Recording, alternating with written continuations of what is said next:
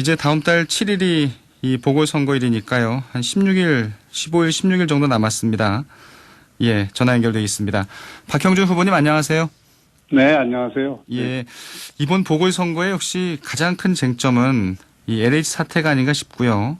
이런 부분이 역시 각종 여론조사에 그대로 반영되고 있는데 부산의 네네. 민심도 뭐 다르지 않을 것 같습니다.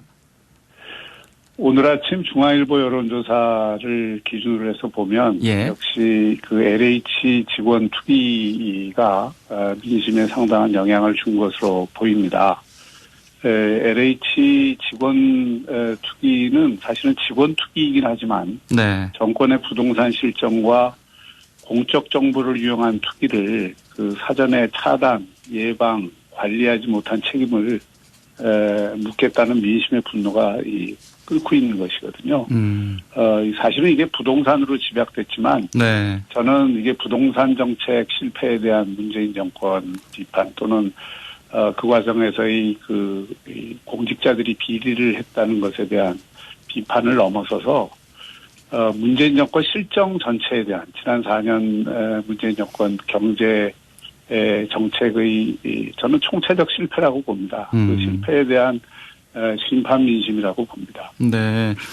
역시 뭐 여론의 흐름을 보면 이 정권 심판에 그 힘을 실는 분들이 이제 국정 안정에 이 답하는 분들보다는 확연히 좀 늘어난 형세고요. 예. 어떠세요? 이제 부동산 문제에 대해서는 이제 정치권이 이제 머리를 맞대고 대책을 이제 논의하고 또 법을 또 제정하려고 애를 쓰고 있는데 박형준 후보가 생각하는 이 부동산 투기와 관련된 대책도 있을 것 같은데요. 우선 그 선거를 앞두고 이 문제가 그 폭발적인 이슈가 되니까 네. 정부와 민주당이 상당히 다급해졌죠. 그러다 보니까 각종 대책을 쏟아내고 있거든요. 예. 모든 공직자 부동산 등록을 의무화한다. 투기에 연루되면 옷을 벗기겠다. 부당이익을 다 환수하겠다며 각종 대책을 마구 던지고 있는데 솔직히 저는 이게 투기 대책이라기보다는 선거용으로 일종의 여론무마 대책이다. 다시 말해 선거 대책이다. 이렇게 생각을 하고요. 예. 순서가 잘못됐다고 생각합니다. 저는 이런 정부가 내놓고 있는 대책에 반대하는 건 아닙니다. 그런데 이 사태가 처음 터졌을 때 가장 중요한 것은 먼저 철저한 조사, 수사를 해서 실상을 드러내게 해야 되는 것이거든요. 네. 근데 그 조사 수사를 하는데 검찰을 배제해버렸어요. 가장 이 수사 기능을 강력하게 갖고 있는 검찰을 배제하고, 처음에 하는 둥 마는 둥 자체 조사를 해서 더 국민들의 분노를 키웠거든요. 네. 그래서 우선은 이게 조사를 광범하게 그리고 깊게 해라. 그런 다음에 관련자들을 색출하고 이를 바탕으로 해서 법의 미비점은 없는지 철저히 따져야 이 실효적인 대책이 되죠.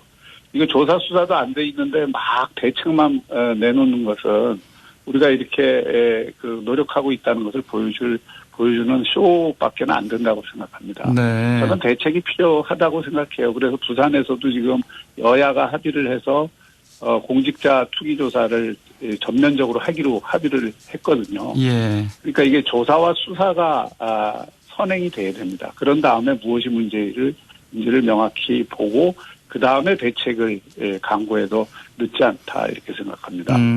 그러니까 지금 이제 저는 정부 이 LH 사태 같은 것을 가져온 이유가 문재인 정권 4년 동안 이 주택 공급 대책이 공공주도 공급 대책이었잖아요. 예. 그러다 보니까 이 공공주도 공급 대책이라는 것은 온갖 이 부동산 정보가 공공 부문에 흐르게 돼 있습니다. 그래서 그런 민간 주도 시장 주도 대책이 아니라 공공 주도로 하다 보니까 그런 이 공적 정보가 공직자들과 그 주변들로부터 흘러나가서 이런 투기를 조장한 것이거든요. 그래서 이런 어떤 정보 접근 권력을 독점하고 있는 공직자와 산하 공공기관 종사자의 투기를 조장했다는 점에서 이 정권의 책임을 면할 수가 없고요. 그래서 부동산 대책의 발상을 전하는 것이 우선이고 그 위에서 투기 대책을 강력하게 추진해야 된다고 생각합니다. 네. 그러니까 지금 정부가 내놓고 있는 대책들은 그 선거용에 불과하기 때문에 네네. 실질적으로는 먼저 수사를 철저히 해서 네네. 일단은 그 투기 세력들을 먼저 가려대야 하고 그 다음에 네. 사실 대책을 차분히 추진해도 된다 이런 얘기네요. 네네, 그렇습니다. 지금 이제 합동수사본부에서 이제 수사는 하고 있잖아요. 그걸로는 좀 부족하다는 얘기죠. 그렇습니다. 지금 합동수사본부가 이 수사는 특수수사가 사실 필요한 영역이거든요. 예. 경찰이 물론 그런 수사 기능을 갖고 있겠습니다만은 이런 수사를 제일 잘해왔던 조직이 검찰이잖아요. 국가가 이미 운영하고 있는 조직이 있는데 검찰을 완전히 배제하고 이 수사를 경찰에 맡겨서 하는 것이 온당하냐 하는 쟁점도 있을 수 있겠고요. 중요한 것은 어쨌든 어디서 하든 이 수사를 철저히 해서 또 그 범위를 다 빠져나갈 수 있게끔 지금 이 투기 정보를 이용해서 투기를 하지 않았겠습니까? 예. 그러니까 그런 부분에 대한 이 광범한 이 그물망 수사가 필요한 것이죠.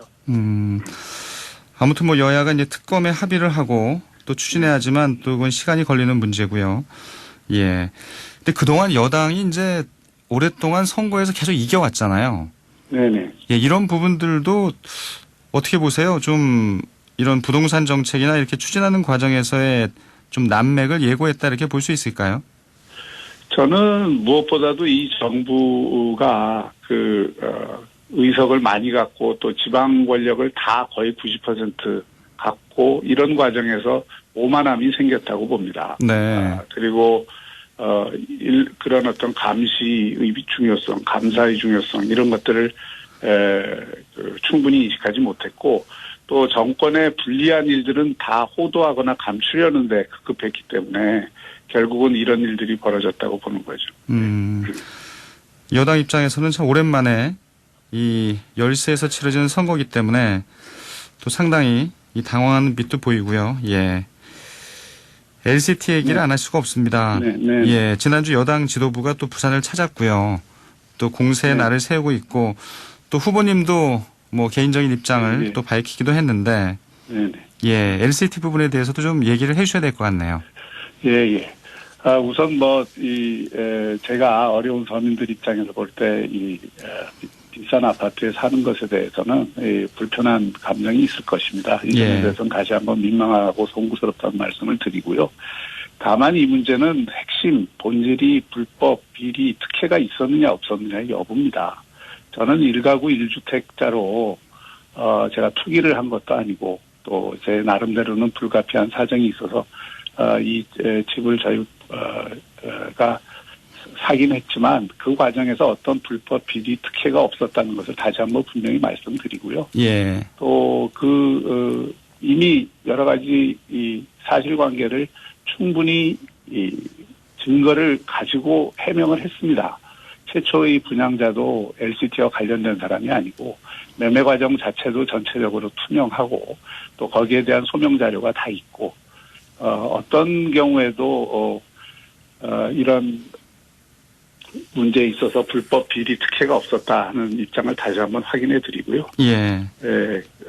그렇습니다. 그런데 이제 이게 선거가 되다 보니까 실제로 이 LH 사건으로 인해서 이 불리해진 여론을 어떤 면에서는 호도하기 위해서 이거를 과도하게 정치적으로 이용을 하고 있다고 생각을 합니다. 이번 선거가 사실은 서울이든 부산이든 역사상 가장 부끄러운 이유로 치러지는 선거 아닙니까? 여당의 실책으로 치러지는 선거고 그렇다고 한다면 여당이 이 선거를 정책 선거로 끌고 가야 되는데 LH 사건을 덮기 위해서 이 상대 후보에 대한 이 마타도성 이 네거티브 선거를 주도하고 있습니다. 저는 역대 이 정권을 쭉 봐왔지만 여당이 이렇게 서울이든 부산이든 네거티브 선거를 주도하는 경우는 거의 보지 못했습니다. 예. 여당은 자기 정책으로 심판을 받는 것이고 또 국정 안정론 뭐 이런 걸 들고 나와서 이 야당의 비판과 공격에 대해서 대응을 하는 게 상계인데 이번에는 여당이 네거티브 선거를 주도하고 있다. 그런 면에서 굉장히 유감스럽게 생각합니다. 네. 근데 이제 선관위에 이제 후보 등록을 하면서 물론 여당 주장입니다만 이 주소지가 LCT가 아니다 이렇게 더불어민주당 LCT로 부산시당이 분명히 등록을 했고요. 예. 그거는 잘못된 보도입니다. 아, 그렇군요. 네. 알겠습니다. 이 또 하나 좀 논란이 있는 게 이제 역시 지난번 인터뷰 때도 여쭤봤습니다만 이 4대강 사찰 문건인데 네네. 이건 전혀 몰랐다 이렇게 이제 주장을 하고 계시는 거죠. 네네네. 예. 근데 당시 이제 또 청와대 홍보기획관으로 계셨기 때문에 이 진짜 몰랐겠느냐 이런 또 의심은 또 여전히 남아 있고요. 우선 보도에 나온 보고서는 청와대에 보고된 보고서가 아니라 국정원 내부 보고서다라는 게 그 보고서를 자세히 보시면 알 수 있고요. 제가 분명히 말씀드리건데 저는 사찰을 지시했거나 또는 그런 문서를 요청한 사실이 없습니다. 사실 시민단체가 나섰다지만 앞뒤 여러 정황을 보면 정권을 잡은 쪽에서 정보의 비대칭성을 이용해서 필요한 정보를 흘리고 선거에 이용하는 것이라는 의심을 저는 강하게 갖고 있습니다. 다시 한번 말씀드리지만 이 문제에 대해서 제가 그런 어떤 불법 사찰을 요구할 이유도 없고 또 실제로 문건을 제가 요청한 사실도 없습니다. 그저 분명히 말씀드립니다. 네. 뭐 여야 정치 공방이 치열하기 때문에요. 사실 이 공약이 많이 묻힌다 이런 지적이 있고요. 예, 공약 얘기를 좀 해보도록 하겠습니다. 이 부산 시민들에게 여쭤보면 역시 이제 지역 경제를 좀 살리는 부분, 이 부분에 대한 관심이 크신 것 같아서 가덕도 신공항 문제도 그래서 나왔다고 보고요. 후보께서는 이제 어반 루프 공약을 내놓으셨잖아요. 네네. 이게 어떤 건지 좀 설명이 좀 필요해 보입니다. 이게 이제 정확한 용어로는 아진공 이 자장의 자기구상 열차인데요. 예.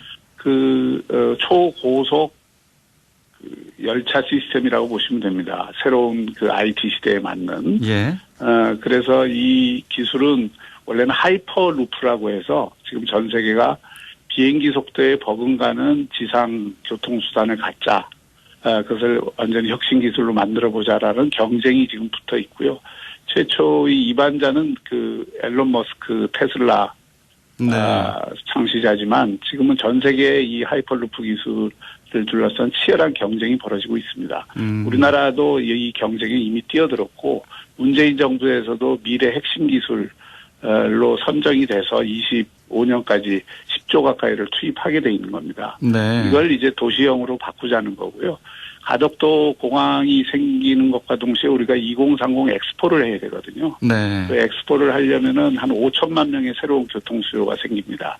그런데 가덕도에서 부산 시내까지 들어오는데 1시간 반, 2시간 이렇게 걸리면 안 되지 않습니까? 그래서 그것을 15분 내에 가덕도로부터 기장까지 바로 가게 하는 교통수단이고요.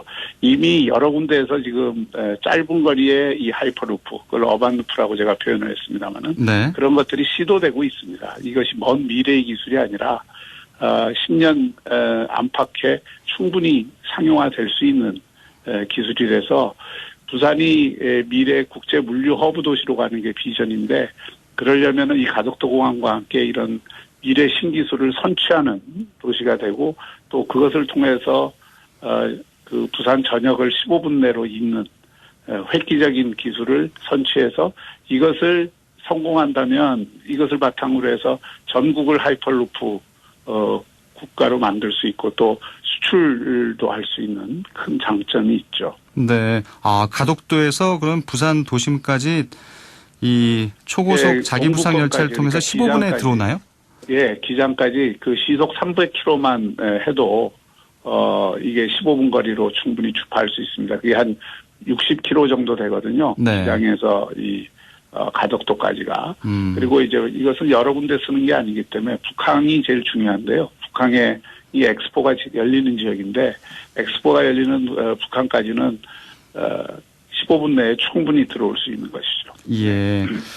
청년 일자리 대책과 관련해서도 한 말씀 해주시면 좋을 것 같습니다. 지금 부산의 제일 큰 문제는요. 네. 오늘 아침 보도에도 나왔습니다만 상용직이 수도권은 늘고 지방은 계속 줄고 있지 않습니까? 그러니까 이 얘기는 뭐냐면은 혁신 역량이 부족한데 제일 문제가 있는 겁니다. 저는 제가 시장이 되면 부산의 혁신 역량을 어떻게 끌어올릴 수 있느냐. 여기에 이제 청년 일자리도 있는 것이고 대학의 미래도 있는 것이고 또 이 부산의 신산업의 미래도 있는 것이거든요. 그래서 제가 이제 산학협력을 전 도시에 전면화하겠다.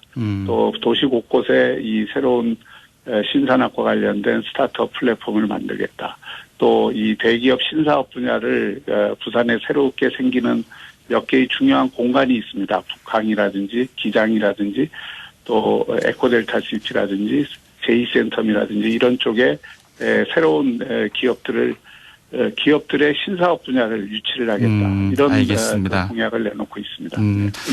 지난주에 이 김영춘 후보에 이어서 오늘은 이 박형준 후보 만나봤습니다. 오늘 인터뷰 고맙습니다. 네, 감사합니다. 국민의힘 박형준 부산시장 후보였습니다.